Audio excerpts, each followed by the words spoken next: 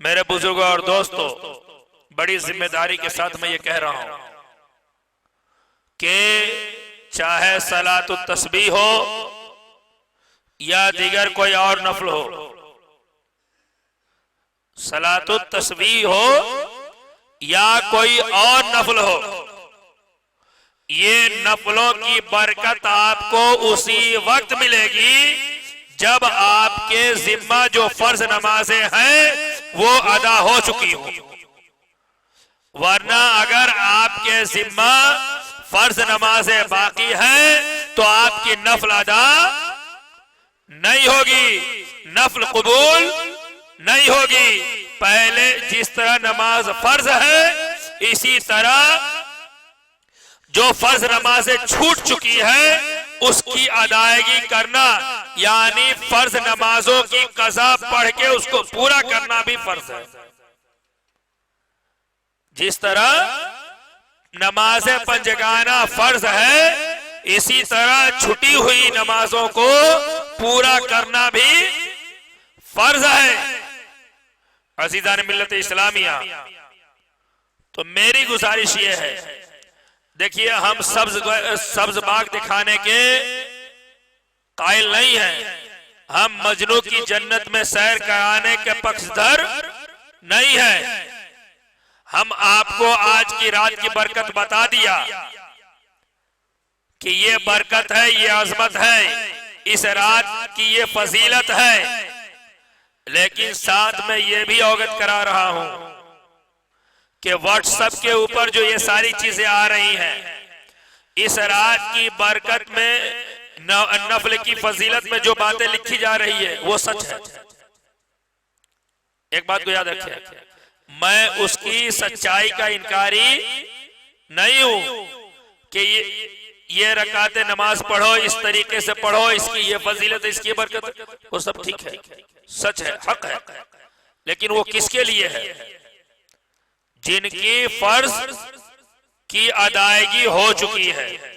वरना जिनके फर्ज की अदायगी नहीं हुई है, मैं समझता हूं ऐसे लोगों को आज की रात में ज्यादा से ज्यादा अपने बकिया फर्ज नमाजों को अदा करें और फिर हर नमाज के बाद रब की बारगाह में दुआ करें, क्या परवरदिगार मुझे नमाज की अदायगी में इस्तिकामत अता फरमा।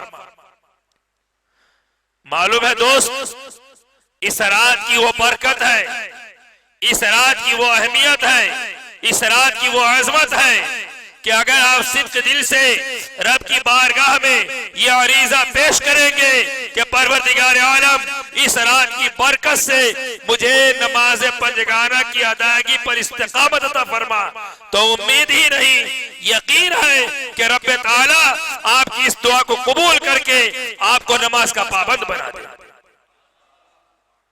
अज़ीज़ान मिल्लत इस्लामिया, तो ये आज की रात क्या है? कबूलियत की रात है। अच्छा, दूसरी बात मेरे दोस्त,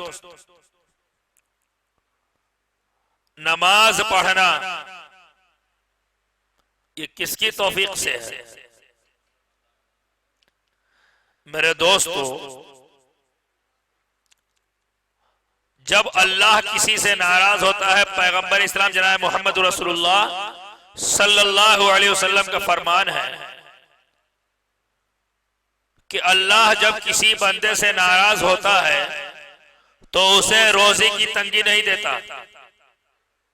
इसको गौर से सुने, पैगंबर इस्लाम जनाब मोहम्मद रसूलुल्लाह सल्लल्लाहु अलैहि वसल्लम क्या फरमाते हैं कि अल्लाह जब किसी बंदे से किसी से नाराज होता है तो उसे रोजी की तंगी नहीं देता, घर मकान की तंगी नहीं देता, औलाद की तंगी नहीं देता। फिर क्या करता?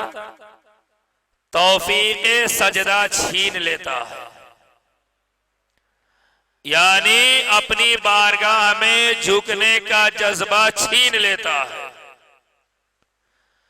अगर हम नमाज पढ़ रहे हैं, तो अपनी फिक्री बेदारी की बुनियाद पर नहीं, अगर हमारा सर रब की बारगाह में बशक्ल सजदा झुक रहा है, तो ये अपनी बेदारी या अपनी होशमंदी की बुनियाद पर नहीं। अगर हमारा सर रब की बारगाह में झुक रहा है तो हम बड़े इल्म वाले हैं इस वजह से नहीं। अगर हमारा सर रब की बारगाह में झुक रहा है तो इसलिए नहीं कि हम मालदार हैं, इसलिए नहीं कि हम इज्जतदार हैं, इसलिए नहीं कि हमको लोग जानता है, नहीं। अगर हमारा सर रब की बारगाह में झुक रहा है तो उसमें हमारी अपनी कोई अहमियत नहीं, बल्कि रब की तौफीक से हमारा सर झुक रहा है।